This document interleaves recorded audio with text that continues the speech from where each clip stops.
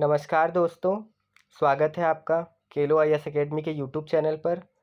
दोस्तों, हम जिन प्रश्नों को आगे डिस्कस करने वाले हैं, इनके बारे में ख़ास बात यह है कि ये सारे प्रश्न करंट अफेयर्स पे बेस्ड हैं, है ना। यानी कि आपने जो भी आज और कल न्यूज़ पढ़ा होगा उससे संबंधित हम प्रश्न लेकर के आते हैं, ताकि करंट अफेयर्स की भी आपकी तैयारी हो जाए और साथ ही साथ प्रीलिम्स की भी प्रैक्टिस हो जाए। चलिए देखते हैं पहले प्रश्न को। पहला प्रश्न दोस्तों धन विधेयक से है। प्रश्न है, धन विधेयक के संदर्भ में निम्नलिखित कथनों पर विचार कीजिए। ठीक है, पहला कथन है, धन विधेयक को लोकसभा में पेश किया जाना चाहिए, लेकिन यह राज्यसभा उच्च सदन में पेश नहीं किया जा सकता है। ठीक है।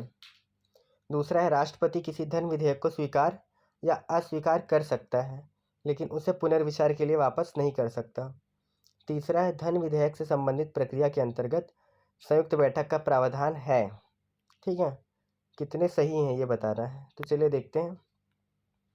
देखिए दोस्तों, जो धन विधेयक होता है वो लोकसभा में पेश किया जाता है, राज्यसभा में नहीं। ठीक है, तो पहला ऑप्शन सही हो जाएगा। दूसरा ऑप्शन भी सही है कि राष्ट्रपति किसी धन विधेयक को या तो स्वीकार कर लें या स्वीकार कर दें, लेकिन पुनर्विचार के लिए नहीं भेज सकते वापस, तो ये भी सही है।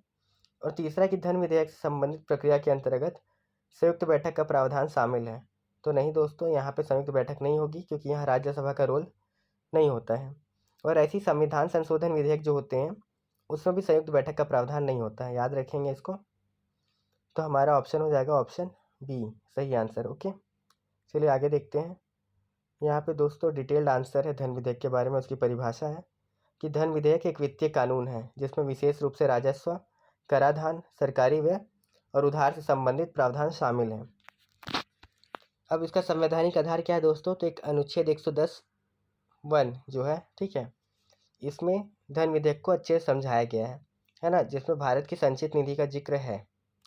ठीक है, तो इसको आप याद रखेंगे कि भारत की संचित निधि से रिलेटेड है ये, और आर्टिकल इसका 110(1) है। ठीक है, चलिए देखते हैं अब अगले प्रश्न को।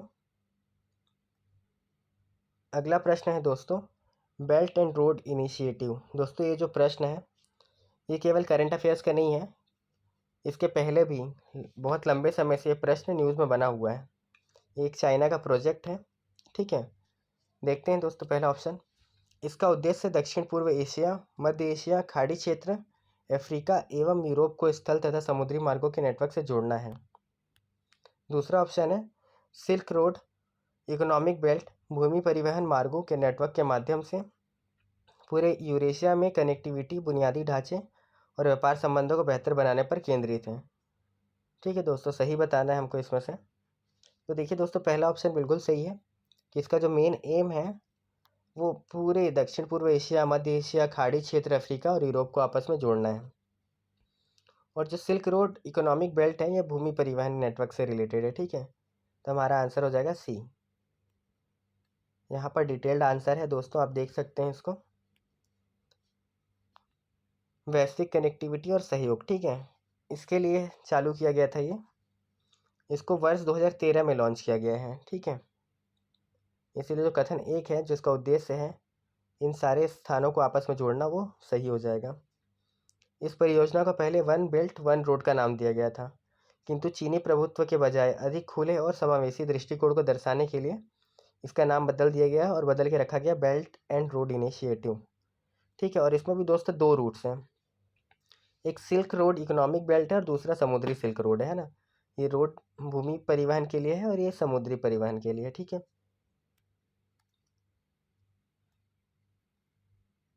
अब देखते हैं दोस्तों अगला प्रश्न, क्षेत्रीय व्यापक आर्थिक साझेदारी के संदर्भ में निम्नलिखित कथनों पर विचार कीजिए।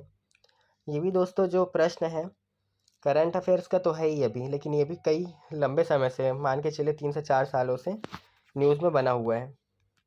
पहला ऑप्शन है, आरसीईपी विश्व का सबसे बड़ा व्यापारिक ब्लॉक है। दूसरा, आरसीईपी के सदस्य राष्ट्र वैश्विक सकल घरेलू उत्पाद के 50% से अधिक का प्रतिनिधित्व करते हैं। भारत आरसीईपी के सदस्य के रूप में सक्रिय रूप से भाग लेता है। कितने सही हैं ये बताना है। तो देखिए दोस्तों, जो पहला ऑप्शन है वो बिल्कुल सही है कि यह सबसे बड़ा व्यापारिक ब्लॉक है, क्योंकि इसमें आसियान के साथ साथ जो फ्री ट्रेड एग्रीमेंट्स वगैरह वाले देश हैं सब शामिल होते हैं। दूसरा जो दोस्तों सकल घरेलू उत्पाद को 50% बताया, बहुत बड़ा नंबर है, है ना। तो ये ऑप्शन हो जाएगा गलत, ये 30% के आसपास में होता है। उसके बाद दोस्तों भारत RCEP के सदस्य के रूप में सक्रिय रूप से भाग लेता है। तो दोस्तों 2019 में क्या हुआ था कि भारत ने RCEP की सदस्यता का त्याग कर दिया था, जिस वजह से लगातार न्यूज़ में है 2019 से। तो जो ऑप्शन थर्ड है, अगर आप बिल्कुल थोड़ा बहुत भी न्यूज़ पढ़ते होंगे तो आपको पता होगा कि ये ऑप्शन गलत है। तो ऐसे में हमारा आंसर हो जाएगा केवल एक, क्योंकि सही पूछा है। ठीक है, चलिए देखते हैं अगले प्रश्न को। अगला प्रश्न है दोस्तों चुनावी बॉन्ड से रिलेटेड, बहुत महत्वपूर्ण प्रश्न है ये, गवर्नेंस के टॉपिक से जुड़ता है सीधा सीधा। पहला ऑप्शन है दोस्तों चुनावी बॉन्ड प्रणाली को वर्ष 2019 में एक वित्त विधेयक के माध्यम से पेश किया गया था।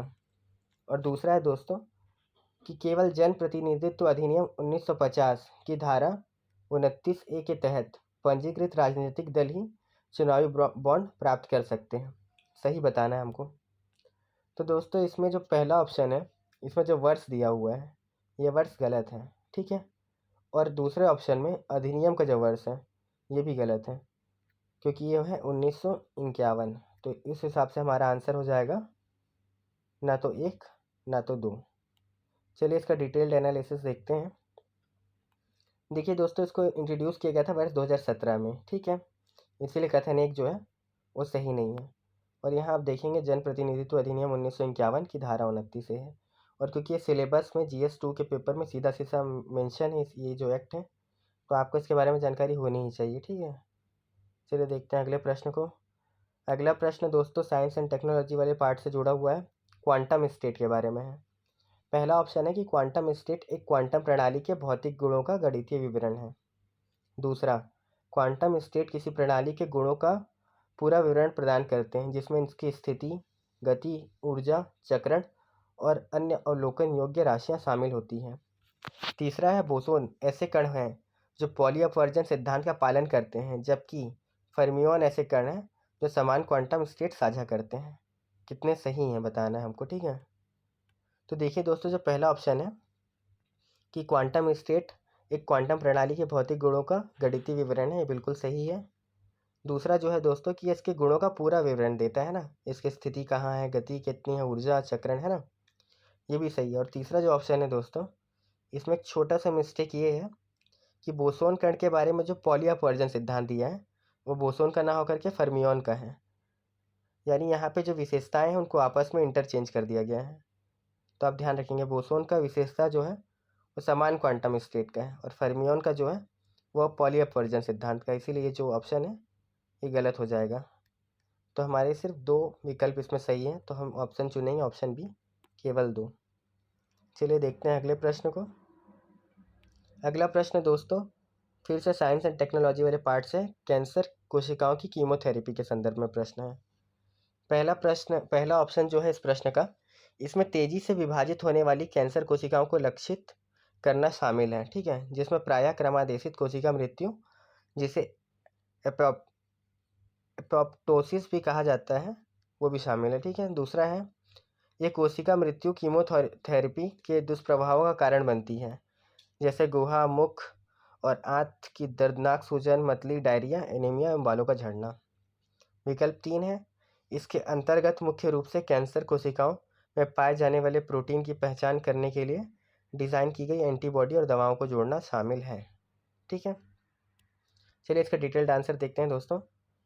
इसको अच्छे से समझना जरूरी है कि कीमोथेरेपी का पूरा प्रोसेस क्या है। तो दोस्तों कीमोथेरेपी एक प्रणालीगत कैंसर उपचार है, लेकिन इसमें कई चुनौतियां हैं, ठीक है। पहला है कि इसमें तेजी से विभाजित होने वाली कैंसर कोशिकाओं को लक्षित करना शामिल है, जिसमें प्रायः क्रमादेशित कोशिका मृत्यु या एपोप्टोसिस हो जाता है, अतः कथन एक सही है।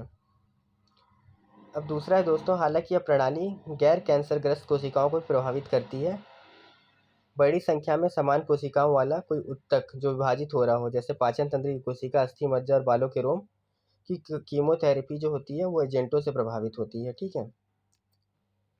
उसके बाद दोस्तों इसमें क्या दिक्कत ये आता है कि गुहा, मुख और आंत की दर्दनाक सूजन, डायरिया, एनीमिया एवं बालों का झड़ना इत्यादि प्रकार की समस्या हो जाती है, इसलिए कथन 2 सही है।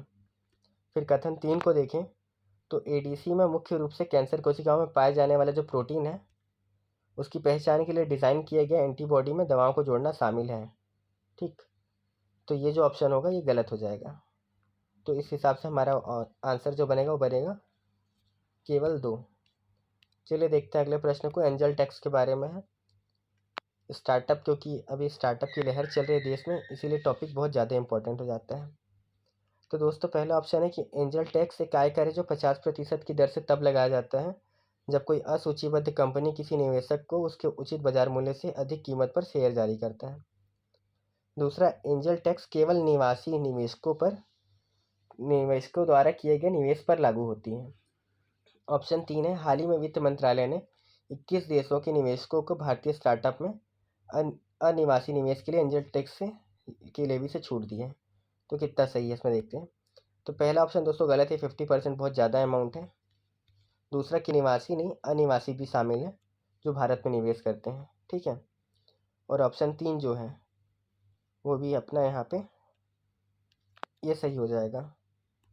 ठीक है, तो पहला गलत है, दूसरा भी गलत है, केवल विकल्प 3 सही है और सही पूछा है, इसीलिए ऑप्शन बी आंसर होगा।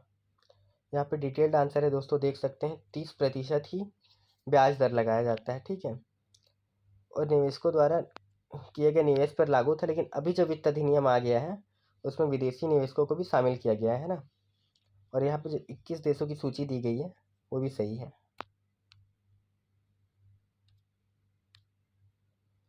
अब देखते हैं दोस्तों अगला प्रश्न, तमिल भक्ति परंपरा से संबंधित।